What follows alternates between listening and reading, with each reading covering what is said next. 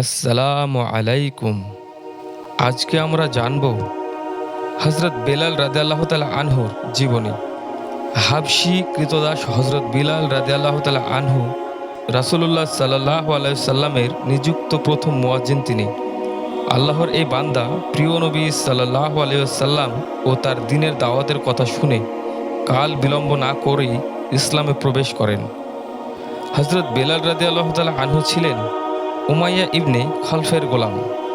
তার ইসলাম গ্রহণের কথা শুনে উমাইয়া ইবনে খালফ প্রচণ্ড রাগান্বিত হয়।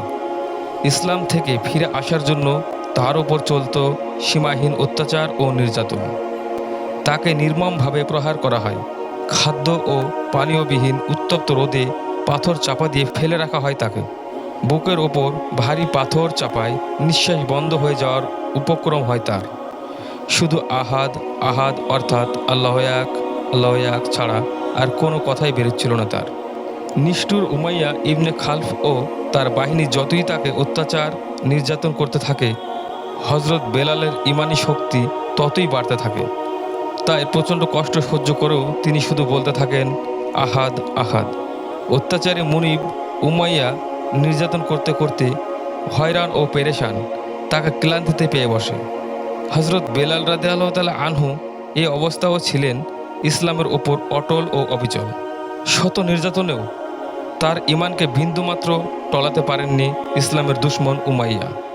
এক পর্যায়ে হযরত আবু বকর রাদিয়াল্লাহু তাআলা আনহু বহু চেষ্টার পর উমাইয়া ইবনে খালফের কাছ থেকে হযরত বেলালকে ক্রয় করেন। হযরত বেলাল রাদিয়াল্লাহু তাআলা আনহুকে ক্রয় করার পর তিনি দাসত্বের শৃঙ্খল থেকে তাকে মুক্ত করে দেন।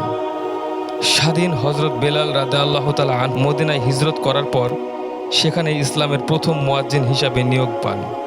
মক্কার কুরাইশরা মদিনায় আক্রমণ ও ইসলামকে নিশ্চিহ্ন করার লক্ষ্যে বদর প্রান্তরে উপস্থিত হলে সে যুদ্ধে হযরত বেলাল রাদিয়াল্লাহু তাআলা আনহু অংশগ্রহণ করেন। মক্কার জীবনে যে উমাইয়া ইবনে খালফ হযরত বেলাল রাদিয়াল্লাহু তাআলা আনহু নিষ্ঠুর নির্যাতন করেছিলেন, বদর প্রান্তরে তার সঙ্গেই উমাইয়া মুখোমুখি হয়। নির্যাতনকারী উমাইয়া ইবনে খালফের শেষ নিষ্পত্তি ঘটে হযরত বেলাল রাদিয়াল্লাহু তাআলা আনহুর হাতে। শত নির্যাতনেও হযরত বেলাল রাদিয়াল্লাহু তাআলা আনহু ছিলেন ইসলাম, মুসলমান ও রিসালাতের জন্য নিবেদিত প্রাণ।